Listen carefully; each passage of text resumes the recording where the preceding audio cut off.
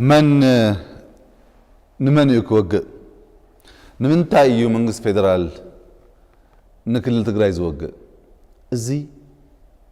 ناي إبدان زربايو 99% تارجت متنال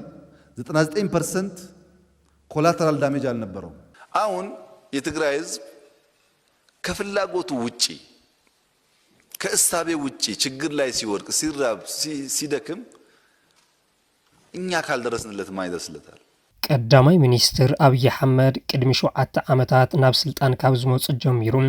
ትግራይን ህዝብ ትግራይን አይቀሰኑን አብይ አህመድ ናብ ስልጣን ዝደየብሉ ብሽርሕን ተንኮልን ዝተለዓጠጠ መንባሩን ጉዕዞ ስልጣኖም እውን ብሕሶትን ምጭብርባርን ዝተመልአ ኮይኑ ቀጽሎሎም ከምቲ ብዙሃት ዝስማማውሉ ትግራይ መድሓንቲ ኢትዮጵያ ዝተቀበረላ ምድርያ ኣብ ጽባሕ ስልጣኖም ትግራይ መድሓንቲ ኢትዮጵያ ዝተቀበረላ ምድርያ ኢሎም ከይዛዘሙ ከይወዓሉ ከይሓደሩ ምስ ኢሳያስ አፈወርቂ ብውዲትን ተንኮልን ዝተኸበበ ዘይቅዱስ ቃል ኪዳን አሲሮም ነታ እትብቲ ኢትዮጵያ ዝተቀበረላ ትግራይ ንምጥፋእ ተበኪሶም መንግስት ኤርትራ ንመንግስት ኢትዮጵያ በሐዋር ኮይና ንኢትዮጵያ ንውጋ ኢሉ ክጽውዕ ዝኽእል ኢልካ محساب بقالو زي حتيو كما يلوم يوم مسحكم كوينا حزبكم نوقع زبلو نعتهم نقدفو نهنا دما منقست إثيوبيا نمنقست إيرترا بجهانا بحدا كوينا نحقري نوقع إلو كقدمو أي خيلن መንግስት ኢትዮጵያ ንመንግስት ኤርትራ አዲሙ ንህዝበይ ንውጋ አይብልን ኢሎም ተዛሪዎም ከይወድኡም ንሰራዊት ኤርትራ ናብ ትግራይ አቲኑ ክጭፍጭፍ አዲሞምዎም ካብ ሶማሊያን ካልኦት ልዕሊ 11 ሃገራትን ሰራዊትን አጽዋርን ተለቂሖምን አዲጎምን ኣብ ልዕሊ ህዝቢ ትግራይ ጆኖሳይድ ፈጺሞምሉ እንተኾነ አብይ አህመድ ሰራዊት ኤርትራ ናብ ትግራይ ከምዘይ አተወም ኣብ ፓርላማ ኸሂዶም ራቁታቸው የሄዱ ሰዎች ኤርትራ ልብስ ለብሰው መጥተዋል እዚህ ነው ኤርትራ ወጋን የሚሉት ካብ ትግራይ ጥራሕ ዝባኑ ዝኸደ ናትና ሰራዊት ናይ ኤርትራ ሬንጀር ተኸዲኑ ተመሊሱ ስለ ዝወግኦም እዩ ሰራዊት ኤርትራ ወጊእና ዝብሉ ዘለዉ ብምባል ነቲ ሓቂ ሽምጥ ጠቢሎምዎም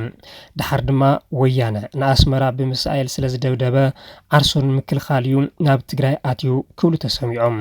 ጸኒሖም ድማ ህዝብን መንግስትን ኤርትራ ዝወዓለና ውዕለታ ኣይንርስዖን ምስገና ድማ ይግብኦም ብምባል ነቲ ፈላማይ ሕሶቶም ባዕሎም ኣፍሊሶም እዮም መቀሌ ልታፈርሱ ነው መቀሌ ልታረጉ ነው ያልተባለ ዘመቻ የለም መቀሌ እኮ የኛ ነው በእኛ ሀብት የተገነባ እኮ ነው እንዴት እናፈርሰዋለን ከመይ ገይሩ መቀለ አፍሪስኩም ንበሃል መቀለ እኮ ናትና እያም ብናትና ሀብት ዝተሃነጸት እያ ኢሎም ተውቅዑ መቀለ ከም በሻሻ ጌርና ያወፂና ይብልዎ ነቲ ሾርት ሚሞሪያም ዝወልዎ ህዝብ ኢትዮጵያ መቀሌ ዛሬ 7-8 ወር ስንሄድ የነበረው ግጭት የስበት ማዕከል የመንግስት ማዕከል የምናቀውና የማናቀው ሪሶርስ ማዕከል ነው የነበረው ዛሬ ግን ስንወጣ ከአብያዲ ወይም ከሽራሮ ወይም ከበሻሻ የሚለየው ነገር የለም የስበት ማዕከልነቱን አጥቷል አሁን ባለው ተጨባጭ ሁኔታ ኣብ 8 ወርሒ ውሽጢ ካብ ትግራይ ተዳዒኾም እንትወጹን ናሕርስታይ ትግራይ እፎይታ ንኽረክብ ኢልና ኢና ዝበለት መልሓሶም ስኽፍን ከይበለት ናብ ደጀና ኢና ወፂና ዝብል ሕሶት ተውፅእ ሕሶትን ምድንጋርን አብይ አህመድ ቆፂርካ ዝውዳእ ኣይኮነን ትማሊ ዝተዛረብዎ ሎሚ ዘፍርስዎ ሎሚ ዝተዛረብዎ ጽባሕ ዘይደግምዎ መራሕ እዮም አብይ አህመድ ምናልባት እውን ኣብ ታሪኽ ዓለም ከም አብይ አህመድ ዝበለ ንህዝቡ ዝሕስን ዘይእመንን መራሒ ተራእዩ ከም ዘይፈልጥ ብዙሓት ይስማዕምዑም እዚ ሓቂ ዋና ጸሓፊ ውድብ ሕቡራት መንግስታት አንቶኒዮ ጉተሬዝ እውን አብይ ሓሲኒ ብምባል ዘረጋገጽዎ ጉዳይ እዚ ሕሶትን ምድንጋርን ከም ስትራቴጂ ካብ ጽባሕ ስልጣን ቀዳማይ ሚኒስትር አብይ አህመድ ክሳብ ሕዚ ዝዘለቀ እዩ ኣብ እዋን ኩናት ዓለም ክሳብ ትዕዘቦም ሓስዮምን ኣደናጊሮምን ድሕሪ ስምምዕ ሰላም እውን እቲ ስትራቴጂ ቀጺሎሎም Today is the beginning of a new dawn for Ethiopia, for the Horn of Africa, and indeed for Africa as a whole. አብይ አህመድ ገና ናብ ስልጣን ትመጹ ዝተጠራጠርዎም መራሕትን ህዝብን ትግራይ ድሕሪ ውዕሊ ፕሪቶሪያ ግና አሚነምዎም አብይ አህመድ ኣብ ጽባሕ ውዕሊ ፕሪቶሪያ ግዛኣቱ ዝምልስሉ ተመዛበልቲ ናብ መረበቶም ውሕስ ብዝኾነ መንገዲ ዝምልስሉ ይመስልዎ ነይሩ አብይ አህመድ ድሕሪ ውዕሊ ዝተበደለ ህዝቢ ትግራይ ፍትሕን ካሕሳን ክረክብ ዝዓነወ ካሓውን ዳግም ክነጽን ክገብሩ ዝመሰሎ ብዙሕ እዩ ብመሰረት እቲ ውዕሊ ትግራይን ህዝባን ናብ ንውር ዝምልስሉ ትግራይ ኣብ ፌደራል ዘለዋ ውክልና ከም ዘረጋግጽሉ ዝተኣማመነ ውሕድ ኣይነበረን ኣረገሊኡስ ናትና መራሕቲኦም ክፉኣት እምበር ኣብይ እንታይ ገይሩ ክሳምባል መውጽሑ ኣይከሓድን እንተኾነ ኣብይ ስትራቴጂኦም ቀይሮም እምበር ባህሪኦም ኣይቀይሩን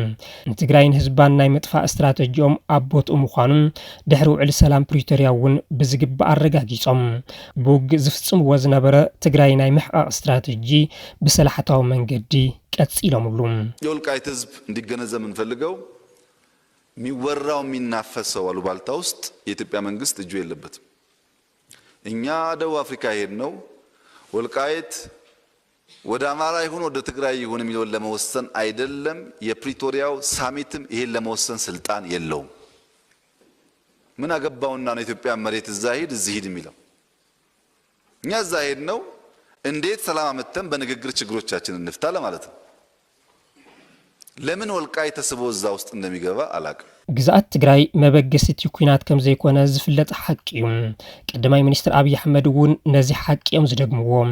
መንግስት ፌደራል ኣብ ጉዳይ ወልቃይት ኢድየብሉን ናብ ፕሪቶሪያ ዝኸና ድማ ወልቃይት ናብ አምሓራ ይኹን ናብ ትግራይ ይኹን ኢልና ንምውሳን ኣይኮነን ይብሉሞ ጸኒሖም ውሽጥን ውሽጢ ስራሕኩም ስርሑ ብምባል እቲ ሕቡእ መንነቶም ባዕሎም ይገልጽዎም የተሰጣቸውን ስራ በትክክል የማይሰሩ ሰዎች የፌደራል መንግስት ይያሉ ብዙ ሽረባ እንደሚሰሩ እናቃለን ሂደቱን ላለማበላሸት ዝም ያልነው ሂደቱ መስመር ከያዘ በኋላ ለህዝብ ግልጽ እናደርጋለን ስራውን መስራት አለበት እያንዳንዱ ዞን እያንዳንዱ ወረዳ ተንጠልጥሎ ፌደራል ምናምን ሳይሆን ስራውን መስራት አለበት መሬት ላይ ያለው ያን ካደረገ ሌላው ጉዳይ እዳው ገብስ ነው بمسارات حجة منجستن وعلي بريتوريان جزءات تجري نبع الوان نخم بالسوق زجبام بوشت أون بعدون حيلتات زورر وأبي أحمد نيرم حزقنا عشان قايد خم بالسوق نزل علم كم كاشمير مع خل كينات نخون نزح على فوق اللي تعمت منفق صريح عملون نلعلي 4 عامات نهزب معراب أتصنيتهم من أم زابيلهم ريفرندم زبل كارتا مزيزهم جزءات تجري نمهجار تنكسعهم بودب بلصقنا زمرح منجس فيدرال كونه انا بقولكي حزب تግራይ ዘይሳተፈሉ ፖለቲካ ኢትዮጵያ ክህሉ ይኽእል እዩ ኢልና ፈጺምና አይን ሐስብን አይን አምንን ለምንታይ እንተልካኒ እዚህ አብይ ህዝብ እዩ ህዝብ ትግራይ ዘይሳተፈሉ ኑ ደፊኻ ዝግበር ፖለቲካ ናይ ኢትዮጵያ ፖለቲካ ክበሃል ኣይኽእልን ክኸውን ዝኽእል ጉዳይ እውን ኣይኮነን ከሙ እንተሓሲብና ድማ ንኢትዮጵያ ክንመርሕ ኣይንክእል ማለት እዩ ብዘይ ትግራይ ፖለቲካ ኢትዮጵያ ክህሉ ይኽእልን ይብሉን ብተግባር ግና ትግራይ ኣብ ፌደራል ውክልና ንኸይሉ ኣይሰርሑን አሁን የትግራይ ህዝብ ከፍላጎቱ ውጪ ከእሳቤ ውጪ ችግር ላይ ሲወድቅ ሲራብ ሲደክም እኛ ካልደረስንለት ማን ይደርስለታል አብይ አህመድ ህዝቢን ተጽገሞ ንሕና ዘይበጽሐናሉ መን ይበጽሐሉ ብምባል ንቃል ዓለም ይዛረቡ በተግባር ግና ህዝብ ትግራይ በሰላሕታ ንኽጸነት ይሰርሑ ኣብቲ ንክልተ ዓመታት ዘለቀ ጆኖሳይዳዊ ኺናት ህዝብ ትግራይ ሙሉእ ንምጥፋ ትግራይ ከም ዲያፍራ ኢሎም ብኩሉ ሸነኽ ዓጽዮም ኣስታት 1 ሚልዮን ህዝቢ ብዓረርን ብጥሜትን ንኽሃልቕ ፈሪዶምሉ ይኹን በር ዋላ ሓደ ሰብ ኣይሞተን ብምባል ነቲ ዝሞተ ሚልዮን ህዝቢ ሓቂጨምሉ አንዲት ከተማ አንድ ሰው አልገደለም መከላከያ የማንም ሀገር ወታደር ቢሆን ከዚህ በለጠ ብቃት ማሳየት አይችልም ንጃሃራ ግና ነተጋሩ ክነጥፎም ኢና እንተዘይ ኮይኑ ግና ንሓደ 100 ዓመታት ንድሕሪት ክንምልሶም ኢና ብምባል ንመራሕቲ ዓለም ይዛረቡ When I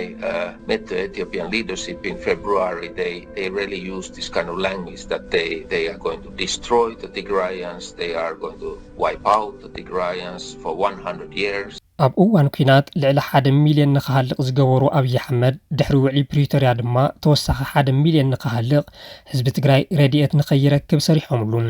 እዚ ብሰላሕታዊ መንገዲ ዝቐጸለ ህዝቢ ትግራይ ብጥምየት ንኽጠፍእ ናይ ምግባር ውዲት ኣብይ ኣሕመድ ኣብ ቀረባ እዋን ተነስዮም እዮም ነቶም ንስሓ ኣባቶም ዝኾኑ ልሂቃንን ፖለቲከኛታትን ኦሮሞ ኣኪቦም ነቲ ሽርሒ ከመይ ከም ዝመርሕዎም ዝዝራቦም ተጋሊጹ ኣሎ ኢትዮ ፎረም ካብ ሚስጥራዊ ፍልፍላት ረኺቦዮ ኢሉ ኣብዚ ሰሙን ኣብ ቃልሖ መደብ ኣብይ ኣሕመድ ቅድሚ ናብ ኣውሮፓ ጉዕዞ ምግባሮም ምስ ምሁራትን ፖለቲከኛታትን ኦሮሞ ሕቡእ ኣኼባ ኣካይዶም ምንባሮም ቀንዲ ኣጀንዳ እቲ ኣኼባ ድማ ጉዳይ ኩናት ትግራይ ምንባሩ ኣቃሊዕዎ እዩ ኣብይ ኣሕመድ ድሕሪ ሽልማት ሰላም ኖቤል እቲ ዝዓበየ ዓወትና ንትግራይ ምንብርካኽና እዩ ብምባል ነቶም ተዓደምቲ ደጋጊሞም ይዛረብዎም ከም ዝነበሩ ዝሓበረ እቲ ፍልፍል ድሕሪ ስምምዕ ፕሪቶርያ ኣብ ትግራይ ንዝተፈጠረ ፖለቲካውን ማሕበረ ቁጥባውን ቅልውላው ከመይ ከም ዝመርሕዎ እውን መብርሂ ሂቦም ተዋሂሎሎም ናብ ትግራይ ረድኤት ንዘቕርቡ ትካላት ዘቕረብዎ መጠን ሓገዝ ብ1 ሚልዮን ክንከለዎ ኢለዮም ምክንያቱ 1 ሚልዮን ሞይትና እንተኢሎም ንዝሞተ ሰብ ረድኤት ኣይውሃብን ብምባል ኣብይ ኣሕመድ ብናይ ባዕሎም ዘረባ ምስሓቆም እቲ ፍልፍል ገሊጹ እዩ ኣብይ ኣሕመድ እንትርፊ ንስልጣኖም ንህይወት ዜጋታት ጥርኢ ትብል ሓልየት ከም ዘይብሎም እዚ ብሞት ተጋሩ ክምስ ዝበሉ ጭካንኦም እኹል ምስክር እዩ ድሕሪ ስምምዕ ፕሪቶርያ ትግራይ ተበቲና እያ ኣንበርኪኸ እያ ዓንዲ ሕቆ ኣቢሲንያ ተሰይሩ እዩ ነዚ ዝገበረ ቅድሚ ሕዚ ዋላ ሓደ መራሒ ኢትዮጵያ ኣይነበረን ድሕሪ ሃፀይ ዮሃንስ ንትግራይ ዘንበርክኸ ንጉስ ኣነ ጥራሕ ብምባል ብኹርዓት ከም ዘብራህርሎም ካብ ተሳተፍቲ ሓደ ተዛሪቡ ድሕሪ ሕዚ ኣብ ትግራይ ህልውናኦም ከረጋግጹ ዝኽእሉ ንዓና ዝኽተሉን ዝምእዘዙን ጥራሕዮም ክኾኑ ዝኽእሉ እዚ እናተኸታተሉ ምብታን ድማ ክቕጽል ብምባል ከም ዝፈከሩ ድማ ኢትዮ ፎረም ጸብጺቡ እዩ ብርግጽ እውን ኣብይ ኣሕመድ ዝጀመርዎ ትግራይ ናይ ምብታንን ምድኻምን ፕሮጀክት ድሕሪ ውዕሊ ፕሪቶርያ ከም ዝቐጸሉ ብዓለም ተዘይተዛረቡ እውን ዘጠራጥር ነገር ኣይኮነን ኣብ ዝሓለፉ 4 ዓመታት ዝጀመርዎ ዕጽዋን ክባን ሕዚ እውን ሓደ ግዜ ነዳዲ ብምኽልካል ካሊእ ግዜ ሸቐጣ ሸቐጥ ብምዕጋት ይቕጽሉ ኣለዉ ሎምቁነ ኣብ ዓፋርን ኣምሓራን ዘጋጥመ ምኽልካል ተሽከርከርቲ ጽዕነት እውን ናይዚ ሓደ መርኣይ እዩ መንግስት ፌደራል ንክልል ትግራይ ካብ ዝግባኣ በጀት ኮነ ካልኦት ጥቅምታት ዝኾነ ጥቅሚ ካብ ፌደራል መንግስት ንክልል ትግራይ ኸይር ዝግብኦ ወላ ሓንቲ ሳንቲም ኣያጉደለን ኣጉዲልና ኣይንፈልጥን ከምኡውን ክንገብር እቲ ታሪክናን እቲ ሓላፊነትናን ኣይፈቅድልናን ድሕሪ ውዕሊ ፕሪቶርያ ኣብ ትግራይ ተፈጢሩ ዘሎ ኩለ መዳይ ቅልውላው ውፅኢት ሽርሒ ኣብይ ኣሕመድ ምዃኑ ዘይጠራጠሩ ብዙሓት እዮም ውሕዳት ግና ብዘይፍላጥ ይኹን ብጉርሒ መሳርሒ ስርዓት ብልጽግና ኮይኖም እዮም ኮንቪንስድ ኤንድ ኮንፊዝድ ምእማንን ምድንጋርን ዝብል ስትራቴጂ ብልጽግና ብሓቂ እውን ኣብ ትግራይ ግብራዊ ምዃኑ ግልጽ ኮይኑ እዩ ኣብ ዝሓለፈ 2 ዓመትን መንፈቕን ኣብ ትግራይ ዝተፈጠረ ፖለቲካዊ ቅልውላው ውሽጣዊ ሕማቕ ዝፈጠሮ ድቑዒ ተጠቒሙ ስርዓት ብልጽግና ባህገታቱ ንምዕዋት ብዙሕ ርሕቀት ተጓዒዙሉ እዩ ኣብ ውሽጢ ኣመራርሓ ሕወሓት ኣፈላላይ ንኽፍጠር ብምግባር ሓድነት ኣመራርሓ ንኸይህሉ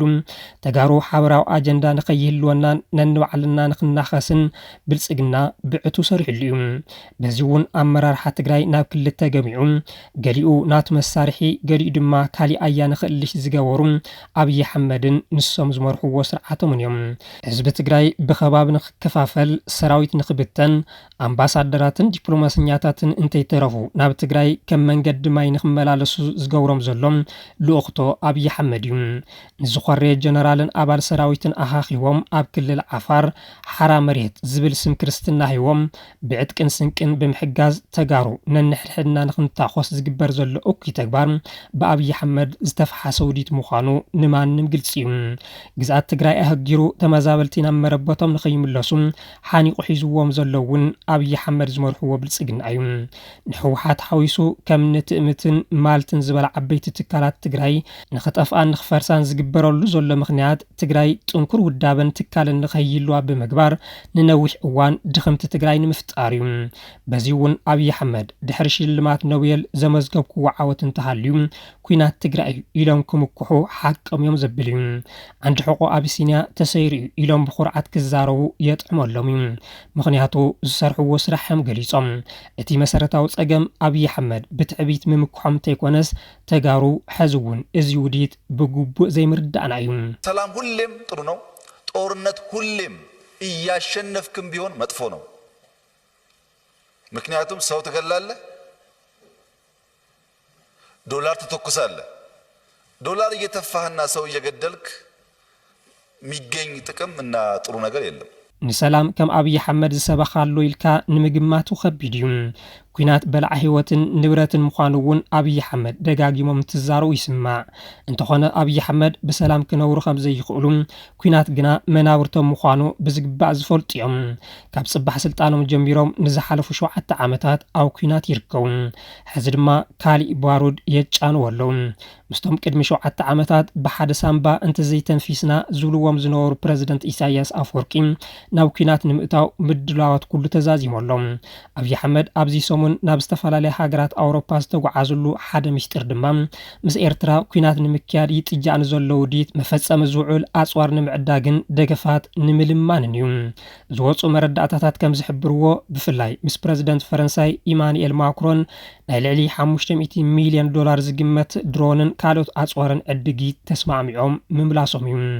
ኣብዚ ዓውደ ኩናት ተጋሩ ቀንዲ ተዋሳእቲ ንኽኾኑ አብይ አሕመድ ዘቕረብዎ ሕቶም ብወገን ትግራይ ተቐባልነት ከይረኸበ ተሪፉ እዩ እዚ ተወሳኺ መኾረይ ኣፈላላይ ዝኾኖም አብይ አሕመድ ኣብዚ ሕዚ እዋን ኣብ ትግራይ ዳግም ዕጽዋን ክባን ንምክያድ ይፍትኑ ኣለዉ እሞ ተጋሩ ክሳብ መዓዝ ኣብ ዕጽዋን ክባን ክንነብር ኣለና ብህፁፅ ክምለስ ዘለዎ ኣገዳሲ ሕቶ እዩ ክሳብ መዓዝ ንአብይ አሕመድ እናኣመና ክንነብር ክሳብ መዓዝ እዩ ትግራይ ብኢትዮጵያ እናተዓጽወትን እናተኸፈተትን ክትነብር ክሳብ መዓዝ ከ አብይ አሕመድ እንትደልዩ እናተኸቡልና እንትኾርዩ ጎረረና እናዓጸዩ ክነብሩ እንታይ ኮይና ኢና ናይ ባዕልና አጀንዳ ምፍጣር ተሳኢኑና ክሳብ መዓዝ እዩ ጸላእቲ ኣብ ዝፈጠሩና አጀንዳ ተጸሚና ብሄራዊ አጀንዳና ንጎን ገዲፍና ዝሃውና አጀንዳ እናሓይኽና ክንነብር እረ ከምኡ ጌርና እውን እንተንቢሮምና እዮም ድልየት ጸላእቲ እናተባልዓና ክንነብር እንተይኮነስ ተባሊዕና ክንጠፍእ እዩ ስለዚ ቅድሚ ምጥፋእና ጠጠው ኢልና ክንሓስብ ይግባም ኣፈላላይና ኣጽቢብና ኣብ ብሄራዊ ረብሓና ይሂንሚን ክንብል ይግባም